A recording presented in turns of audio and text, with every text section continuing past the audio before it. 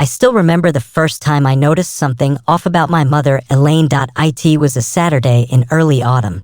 The air had just started to turn crisp in our little neighborhood outside Portland, Oregon. Mom had invited my husband Mark, the kids, and me over for lunch.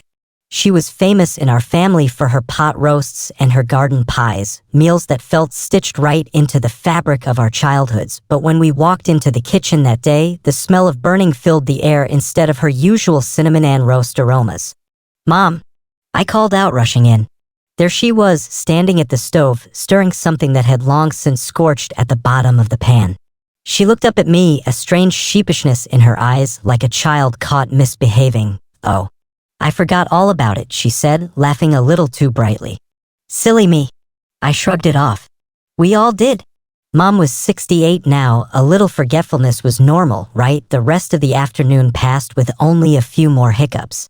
She kept calling my daughter Ella by my sister's name, Rebecca, who lived 3 states away and hadn't visited in months.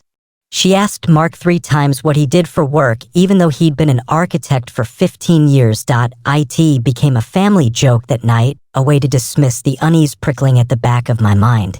Grandma's brain's just too full of wisdom. Ella giggled. We wanted to believe that, but it didn't stop there. Over the next few weeks, the slip-ups multiplied. Mom forgot her dentist appointment, the one she had made herself and circled 3 times on her calendar.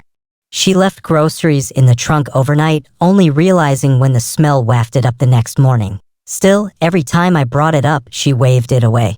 "Everyone forgets stuff, Emily. You're worrying for nothing."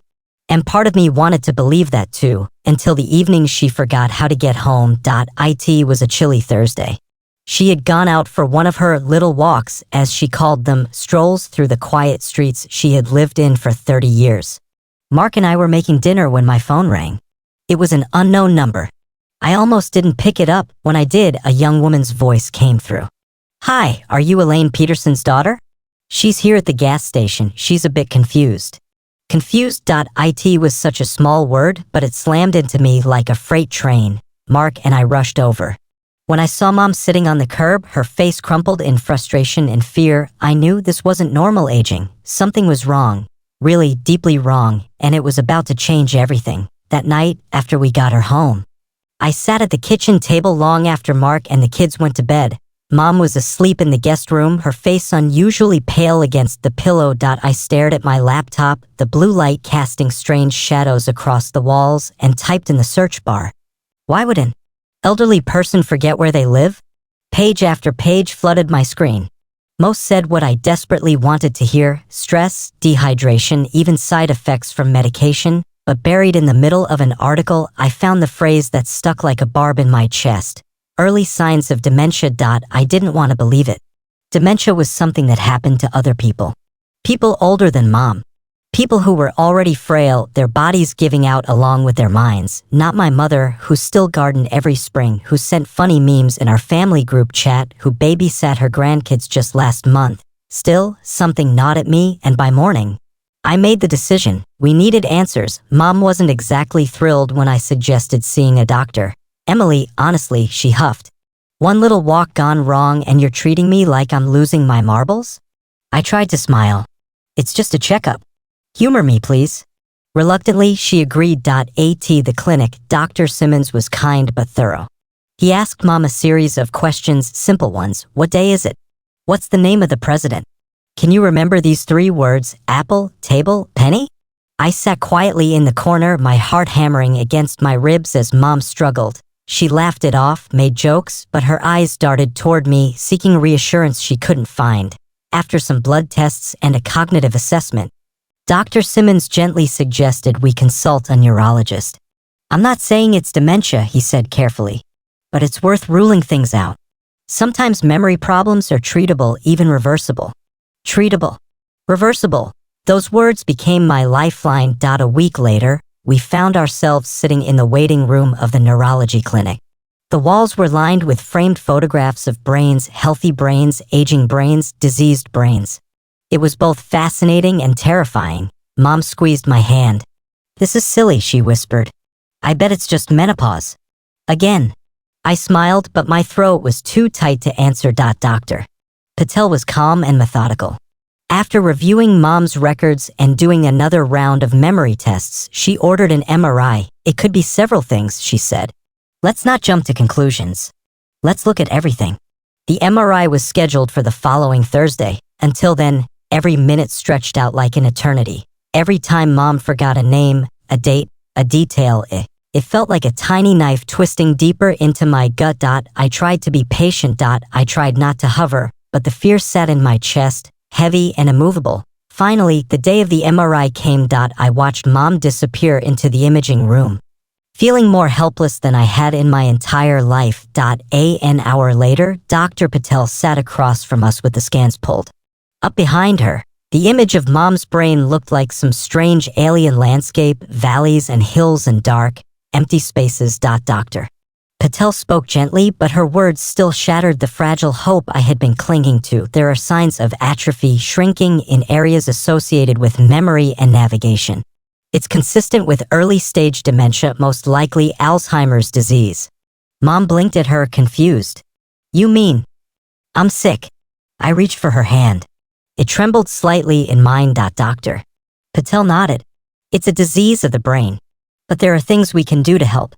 Medications. Therapy. Routines that make life easier. Help. It sounded so small compared to the mountain in front of us. The drive home was silent except for the hum of the tires on the road. Mom stared out the window, her face unreadable, and for the first time in my life, I realized I wasn't just her daughter anymore. I was about to become her caretaker. Adjusting to Mom's diagnosis wasn't something that happened overnight. There wasn't a single moment where I sat down and thought, okay, life is different now. It crept in slowly. And the little things. First, it was her medication schedule. Dr. Patel prescribed a drug to help slow the progression of the disease. It had to be taken twice a day with food.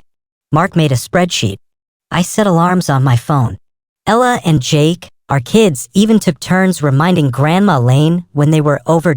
We tried to keep it light, to make it part of our routine, just another thing, like brushing teeth or feeding the dog. Then came the sticky notes. They were everywhere. On the fridge, milk, eggs, bread. On the bathroom mirror, take pills after breakfast. On her bedroom door, your room.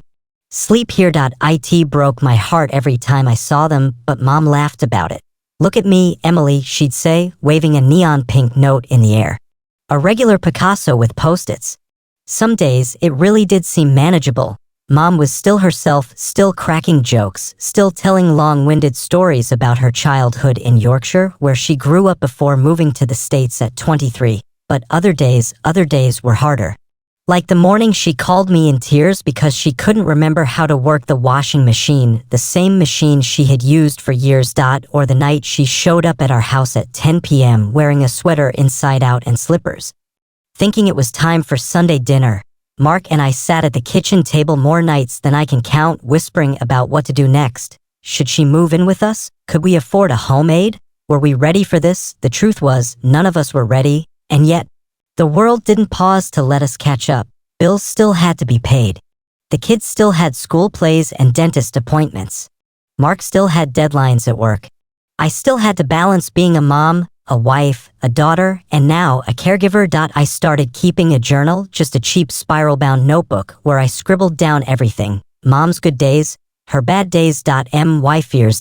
My exhaustion. My guilt. God, the guilt, because no matter how much I loved her, there were moments I felt angry. Angry that this was happening.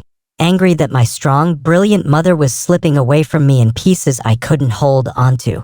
And angry at myself for feeling angry in the first place. I joined a support group online for children of parents with dementia. Reading other people's stories made me feel less alone, but it also terrified me. There were posts about parents forgetting their children's names, wandering into traffic, forgetting how to eat. Was that what was coming for us? One evening, after putting the kids to bed, I found Mom sitting on the porch wrapped in an old quilt. She was staring up at the stars, a soft smile on her face. For a moment, she looked almost like herself again, the woman who used to take me camping as a little girl and teach me the constellations. I sat down beside her. Do you know what that one is? She asked, pointing upward. I followed her finger. Orion, I said. The hunter. She nodded. I used to tell you stories about him, didn't I? You did. I swallowed past the lump in my throat. You still can. She smiled and leaned her head against my shoulder. And for a little while, we just sat there, mother and daughter, holding on to the pieces of her that still remained. The changes didn't stay slow forever. One chilly November morning, Mom forgot who I was. It happened so casually that it almost didn't register at first. We were baking pumpkin bread, a tradition we'd done every fall since I was little. I handed her the can of pumpkin puree and she looked at me, frowning. Thank you, dear, she said politely, her voice warm but distant, like I was a neighbor. A stranger. Mom, I said, forcing a laugh. It's me. Emily. She smiled vaguely, her eyes skimming over me like I was mist on a window pane. Emily, she repeated carefully, as if tasting the name. I excused myself to the bathroom, locked the door, and sobbed into a hand towel. My mother, my best friend, my guide through everything hard and wonderful, had looked at me and seen a stranger. It was the first time, but not the last. From there, things unraveled faster. She started confusing night and day. She got angry more easily over small things like missing keys or a misplaced purse. Once she even accused Ella of stealing her glasses, which she was wearing on her head. The doctor warned us about this. He called it sundowning, a worsening of symptoms in the late afternoon and evening.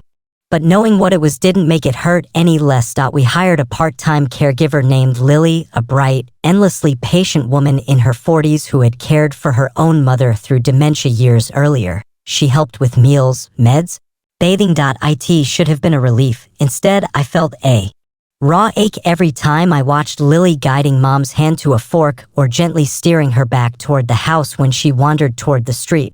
Things I should have been able to do, things I wanted to be able to do, but couldn't always, not without breaking apart myself.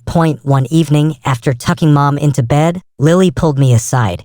You're doing everything right, she said, squeezing my arm. But you need to take care of yourself, too. You can't pour from an empty cup.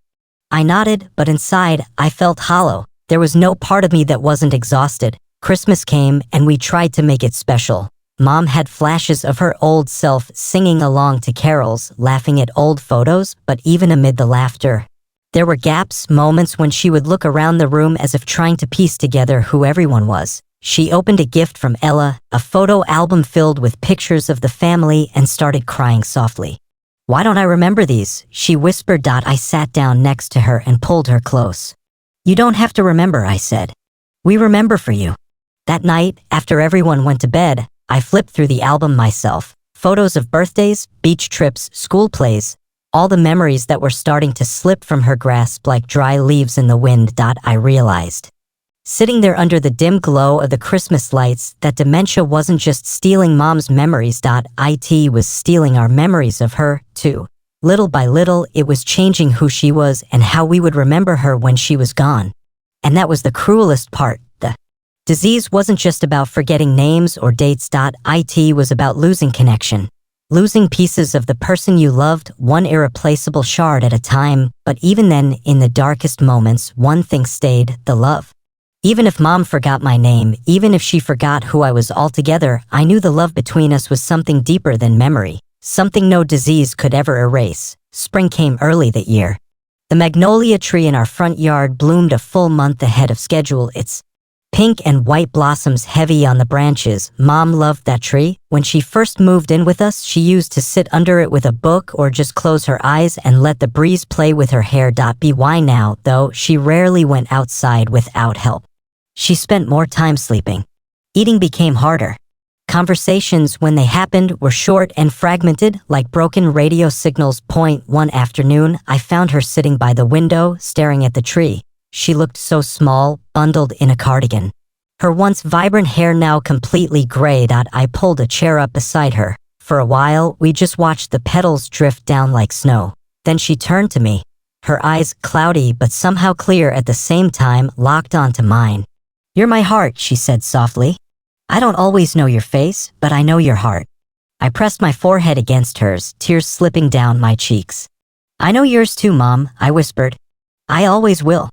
After that day, something in me shifted. I stopped chasing who she had been and started embracing who she was now. We sang old songs together, even when she forgot the words halfway through. We colored in kids' coloring books, bright Messy pictures that made her smile. We watched the same classic movies over and over because every time was like the first time for her.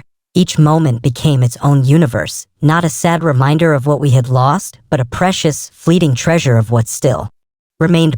One evening, as the sun dipped low, I pushed her wheelchair outside under the magnolia tree. The air smelled like rain and earth. I read aloud from one of her favorite books, Wuthering Heights. Her eyelids fluttered closed, and for a moment, it felt like the old days, me reading, her listening, both of us wrapped in the simple, timeless bond we shared. The weeks passed, and gently, almost imperceptibly, Mom began to let go.